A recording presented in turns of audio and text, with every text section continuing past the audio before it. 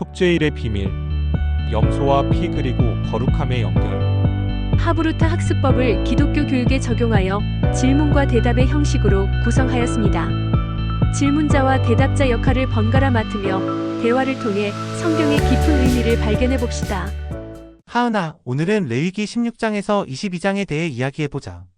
먼저 속죄일이 뭔지 알아? 속죄일은 1년에 한 번 하나님께 우리의 죄를 용서받는 특별한 날이야. 대제사장이 성소에 들어가서 백성들의 죄를 위해 기도하고 제사를 드리는 날이지. 맞아. 근데 대제사장이 그냥 들어가는 게 아니라 특별한 준비를 해야 한대. 어떤 준비를 해야 할까?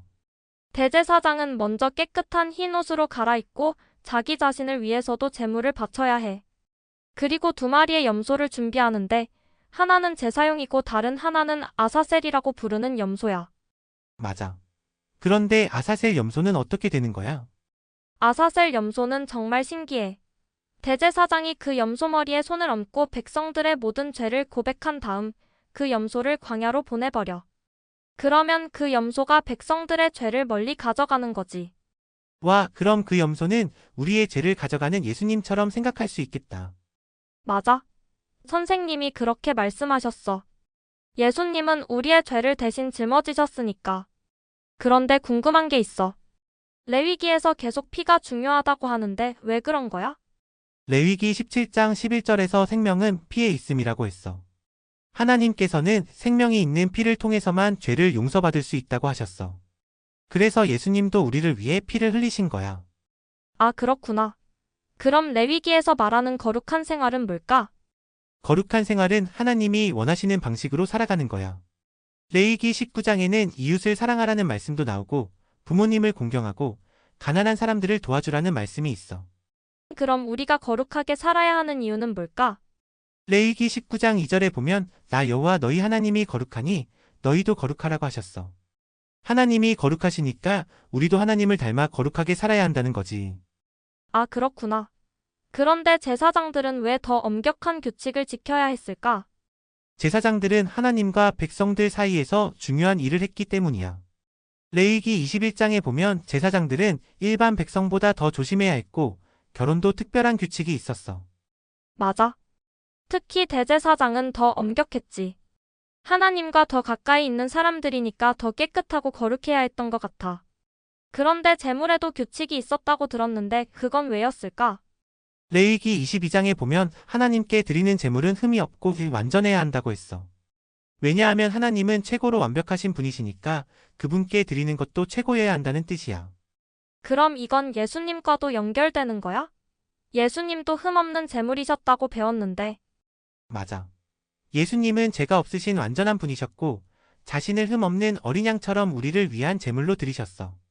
그래서 레위기의 제사 규칙들이 예수님을 미리 보여주는 거라고 할 수 있어. 근데 왜 하나님은 이렇게 많은 규칙들을 만드셨을까? 좀 지키기 어려운 것 같은데. 맞아, 많은 규칙들이 있어. 하나님은 이 규칙들을 통해 이스라엘 백성들이 다른 민족들과 다르게 살기를 원하셨어. 그리고 이 규칙들을 통해 사람들이 얼마나 죄에서 자유롭기 어려운지 알게 하시고 결국 예수님이 필요하다는 것을 깨닫게 하신 것 같아. 아, 그러니까 레위기의 모든 규칙들은 결국 예수님을 가리키는 거구나. 맞아. 그리고 속죄일의 제사도 1년에 한 번씩 계속 반복해야 했지만 히브리서에는 예수님이 단 한 번의 희생으로 우리의 모든 죄를 영원히 해결하셨다고 나와 있어. 와, 그럼 우리는 정말 감사해야겠다. 예수님 덕분에 우리가 이제는 이 모든 복잡한 규칙을 지키지 않아도 되니까. 맞아. 그렇지만 우리는 여전히 하나님의 은혜에 감사해서 거룩하게 살아야 해. 레위기 19장처럼 이웃을 사랑하고 정직하게 살고 가난한 사람들을 돕는 건 지금도 중요하잖아. 그럼 지금 우리가 속죄일처럼 지키는 날이 있을까? 지금은 정확히 같진 않지만 교회에서 성찬식을 할 때 예수님의 몸과 피를 기억하는 게 비슷한 의미가 있어.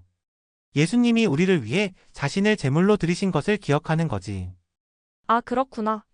이제 레위기가 훨씬 더 이해가 잘 돼. 옛날 이스라엘 사람들의 규칙들이 어떻게 예수님을 가리키는지 알게 되니 성경이 정말 신기해. 맞아. 성경은 다 연결되어 있어. 하나님은 처음부터 예수님을 통한 구원 계획을 가지고 계셨던 거야. 레위기의 규칙들이 어렵게 느껴질 수 있지만 결국은 예수님을 통한 하나님의 사랑을 더 잘 이해하게 해주는 거야. 다음번엔 레위기의 절기들에 대해서도 더 이야기해보자. 그것도 분명 예수님과 연결될 것 같아. 좋아. 하나님의 말씀은 정말 재미있고 신기해. 이상 하나님의 말씀이었습니다. 감사합니다. 구독과 좋아요, 알람 잊지 마세요.